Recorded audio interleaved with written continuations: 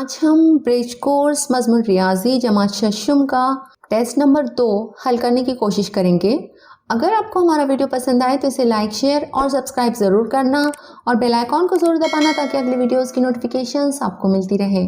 तो चलिए शुरू करते हैं। टेस्ट नंबर 2 में आप लोगों को इसे हल करना होगा। सवाल नंबर 1, नीचे दी गई मिसालों को हल कीजिए।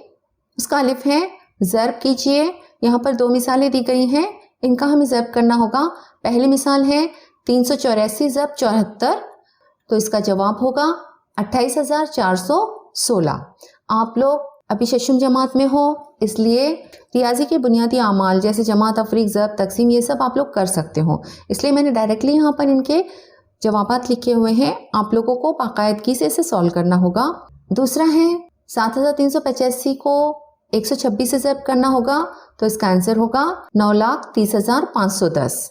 अब बे है तकसीम कीजिए। यहाँ पर हमें तकसीम करना होगा, ये भी बुनियादी अमल है, ये भी सबको आना चाहिए शशुम जमात में। इसका पहला है 3,264 को 32 से तकसीम करना होगा, इसका जवाब होगा 102। दूसरा है 3,537 को 27 से तकसीम करना होगा, तो इसका जवाब होगा 131। अब सवाल नंबर 2 है, दी गई कसर में से छोटी कसर को पहचान कर गोल करें। पहली मिसाल है 6/13, 9/13, तो इनमें जो छोटी कसर है वो है 6/13, क्योंकि जब दो कसरों का नसबनुमा यकसा होता है तो उनमें शुमार कुनिंदा वाला जो अदद छोटा होता है वो कसर छोटी होती है। नंबर 2 12/17 और 12/15, इनमें छोटी कसर होगी 12/17, क्योंकि इनका शुमार कुनिंदा यकसा है। जिन कसरों का शुमार कुनिंदा यकसा हो तब उनके नसबनुमा पर गौर किया जाता है और वहां पर जो नसबनुमा बड़ा होगा वो कसर छोटी होंगी। नंबर 3 15/16 और 7/8, तो इनमें से छोटी कसर जो है वो है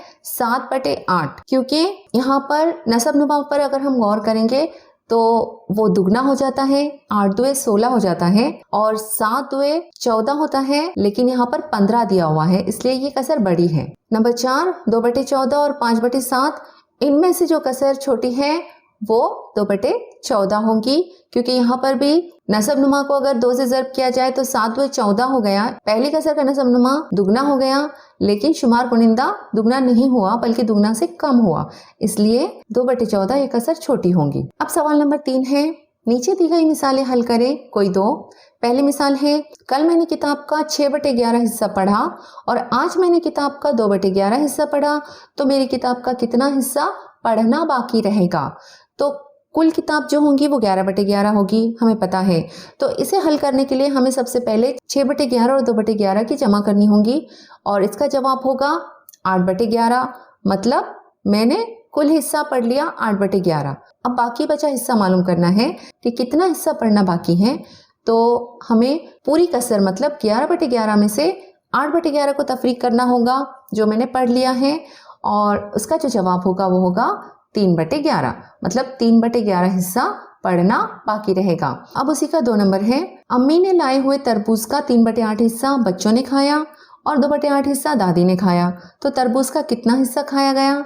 तो यहाँ पर भी हमें समझ में आ रहा है कि हमें कसरों की जमा करनी होगी। पूरा जो हिस्सा था वो 8 था, उसमें से 3 हिस्से बच्चों ने और 2 हिस्से दादी ने खाए। 3/8 और 2/8 की हमें जमा करनी होगी, तो उसका जवाब आ जाएगा 5/8, मतलब तरबूज का 5/8 हिस्सा खाया गया। अब उसी का नंबर 3 है, 4 नंबरों की सबसे बड़ी कसर और 3 नंबरों की सबसे बड़ी कसर को ज़र्ब करें।